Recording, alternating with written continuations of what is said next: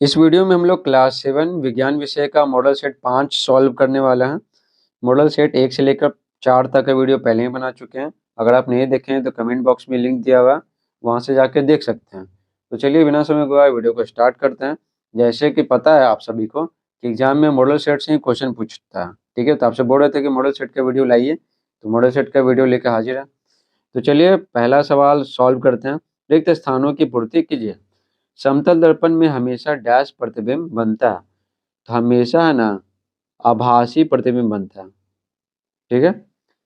मानव हृदय के ऊपरी दो कक्ष को डैश कहते हैं, तो ऊपरी दो कक्ष को ना अलिंद कहते हैं, ठीक है, अलिंद। जिन फूलों में केवल नर या मादा जन्म अंग होते हैं वे एकलिंगी कहलाते हैं। कोई एक रहेगा ना, नर है या फिर मादा है, तो उसको एकलिंगी कहेंगे। चींटी के डंक में अम्ल होते हैं, तो कौन सा अम्ल होता है? फॉर्मिक अम्ल होता है, फॉर्मिक। विद्युत घंटे विद्युत के डैश प्रभाव पर कार्य करते हैं, तो चुंबकीय प्रभाव पे कार्य करते हैं, ठीक है, चुंबकीय। दूसरा सवाल है, सही विकल्प चुनिए। रक्त का लाल रंग किस वर्णक के कारण होता है? तो रक्त का लाल रंग है ना हीमोग्लोबिन के कारण होता है। अवतल लेंस है, तो अवतल लेंस क्या है? ये अपसारी लेंस है। कपड़ा धोने का साबुन, ठीक है, ये क्षारीय पदार्थ है। अमरबेल है, तो अमरबेल क्या है? ये परजीवी है, ठीक है। तीसरा सवाल है, सही कथन के सामने सही एवं गलत कथन के सामने गलत का चिन्ह लगाइए। तो देखिए, कारखानों का अपशिष्ट नदी के जल को प्रदूषित करता है, तो बिल्कुल सही है। मिट्टी में उपस्थित जल एवं खनिज पदार्थों का अवशोषण मूल रोमों द्वारा होता है, तो ये भी सही है। श्वसन क्रिया में कार्बन डाइऑक्साइड गैस के साथ ऊर्जा विमुक्त होती है, तो ये भी सही है। गाड़ियों के है ना पार्श्व दर्पण में उत्तल दर्पण का प्रयोग होता है, तो ये भी सही है। सोडियम हाइड्रोक्साइड एक अम्ल है, नहीं एक क्षार है, ठीक है ना, क्षार है, ठीक, गलत है। आगे देखिए चौथा सवाल, निम्न प्रश्नों के उत्तर 20 से 25 शब्दों में दीजिए। तो ये 5 नंबर का है, ये भी 5 नंबर का है। उत्तल तथा अवतल लेंस में क्या अंतर है? ठीक है, लेंस पूछ रहा है, तो आंसर लिखेंगे। उत्तल लेंस का किनारा पतला और बीच में मोटा होता है, ठीक है।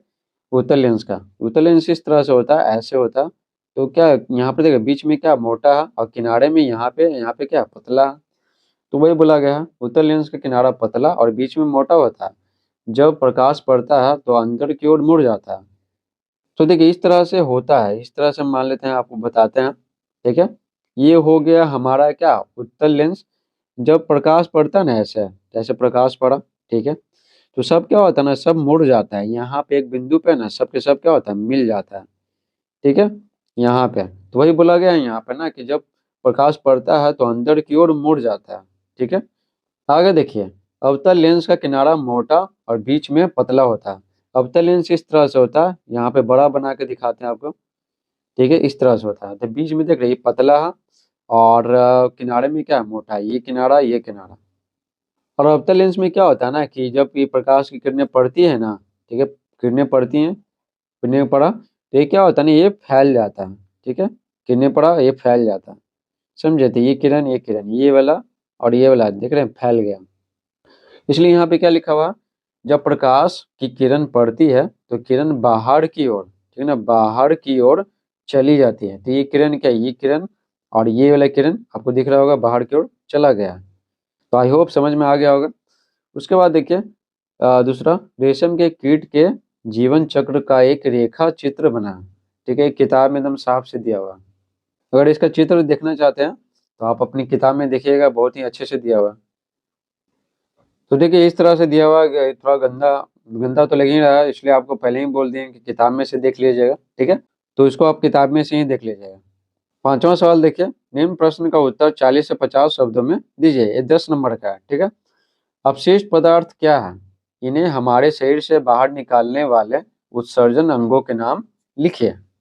तो देखिए आंसर लिखेंगे, श्वसन प्रक्रिया में कार्बन डाइऑक्साइड गैस बनता है जो अपशिष्ट पदार्थ है। अपशिष्ट यानी क्या, बेकार का पदार्थ, ठीक है। सांस लेते हैं तो क्या छोड़ते हैं, क्या कार्बन डाइऑक्साइड गैस, तो अपशिष्ट पदार्थ है, हमारे शरीर को जरूरत नहीं है, ठीक है। तो इसको शरीर से बाहर निकालना पड़ेगा। तो इसी प्रकार भोजन का अपचित भाग है ना, अपचित भाग, जो भाग पचता नहीं है, तो अपशिष्ट पदार्थ कहलाता है। तो हमारे शरीर की कोशिकाएं जब अपना कार्य करती हैं तो अपशिष्ट पदार्थ बनते हैं। ये अपशिष्ट पदार्थ विषैले होते हैं, ठीक है। और बाहर निकालने की प्रक्रिया को क्या कहते हैं, उत्सर्जन कहते हैं। तो देखिए रक्त में अपशिष्ट पदार्थों को शरीर से निकालना जरूरी है। उत्सर्जन करने वाले अंगों के समूह को उत्सर्जन तंत्र कहते हैं। ठीक है, तो देखिए श्वसन प्रक्रिया में कार्बन डाइऑक्साइड गैस बना, CO2 बना, तो क्या किए, नाक से बाहर निकाल दें। ठीक है, फेफड़ा में गया, फेफड़ा से फिर नाक से बाहर निकाल दें। उसी प्रकार भोजन जो अपचित रह जाता है, पचता नहीं है, तो मल द्वार के द्वारा बाहर निकाल देते हैं। ठीक है, उसके बाद जो है ना, उसके बाद जो अपशिष्ट पदार्थ बचता है ना, ठीक है, द्रव रूप में, तो उससे क्या होता है, किडनी में जहाँ चला जाता है, फिर वहां से फिर मूत्राशय में चला जाता है, मूत्र के द्वारा बाहर निकल जाता है।